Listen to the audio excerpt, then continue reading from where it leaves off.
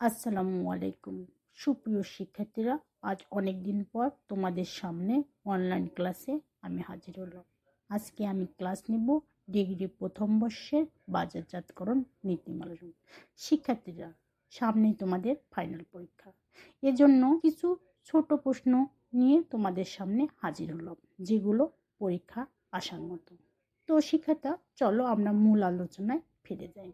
প্রথমে জেনে নেই যে বাজারজাতকরণ কাকে বলে।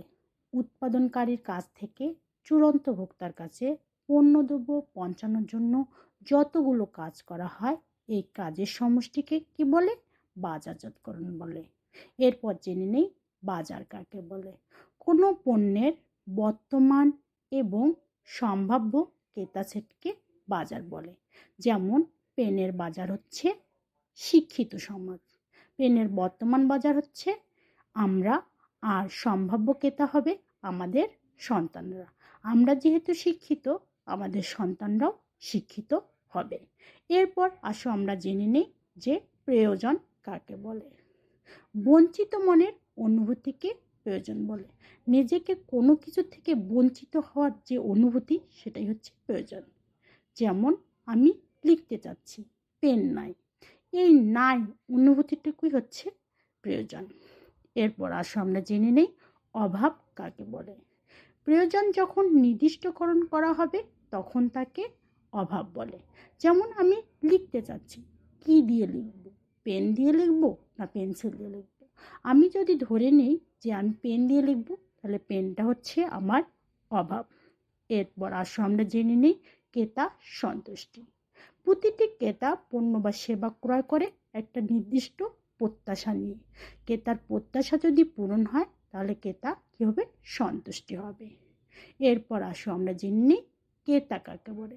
যারা পণ্য বা সেবা ক্রয় করে তারা হচ্ছে ক্রেতা।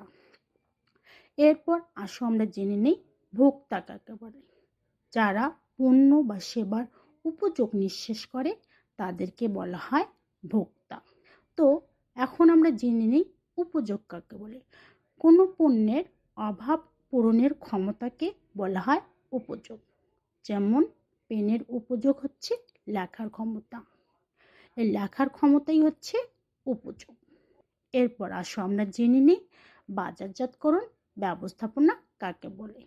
অভীষ্ট ক্রেতাদের সাথে লাভজনক সম্পর্ক তৈরি করার কাজকে বাজারজাতকরণ ব্যবস্থাপনা বলে।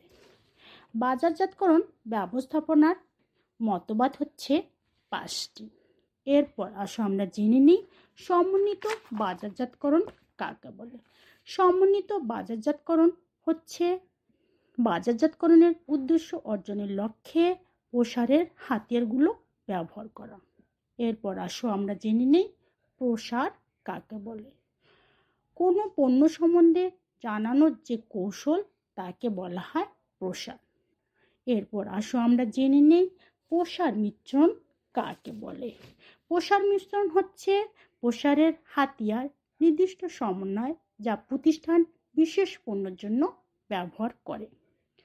প্রসারের হাতিয়ার হচ্ছে 5টি: বিজ্ঞাপন, ব্যক্তিক বিক্রয়, বিক্রয় প্রসার, জনসংযোগ এবং প্রত্যক্ষ বাজারজাতকরণ। এখন আসো আমরা জেনে নিই বিক্রয় প্রসার কাকে বলে। বিক্রয় প্রসার হচ্ছে স্বল্প সময়ে কোনো পণ্যের বিক্রয় বৃদ্ধির উদ্দেশ্যে যে কৌশলগুলো অবলম্বন করা হয় তাকে বলা হয় বিক্রয় প্রসার। আমরা অনেক সময় দেখি একটা পণ্য কিনে ফেলছি, তার সঙ্গে আর একটা কোনো পণ্য পেয়ে যাই, এটাই হচ্ছে বিক্রয় প্রসার। অথবা এক্সট্রা কিছু পেয়ে যাই, সেটাই হচ্ছে বিক্রয় প্রসার। এরপর আসো শিক্ষার্থীরা, আমরা জেনে নিই সুপার স্টোর কাকে বলে। সুপার স্টোর হচ্ছে একটি বৃহদায়তন প্রতিষ্ঠান যা নিম্ন ব্যয়, নিম্ন মুনাফা, বেশি বিক্রয় এবং স্বসেবার মাধ্যমে ব্যাপক বৈচিত্র্যপূর্ণ পণ্য, মুদি এবং গৃহস্থলী পণ্য বিক্রয় করে। যেমন স্বপ্ন সুপার স্টোর। এরপর আসো শিক্ষার্থীরা, আমরা জেনে নিই যে আইএমসি কাকে বলে। আইএমসি এর পূর্ণরূপ হচ্ছে ইন্টিগ্রেটেড মার্কেটিং কমিউনিকেশন। তো শিক্ষার্থীরা, আজ এ পর্যন্ত। দেখা হচ্ছে পরবর্তী ক্লাসে। ততক্ষণ পর্যন্ত তোমরা ভালো থেকো। আল্লাহ হাফেজ।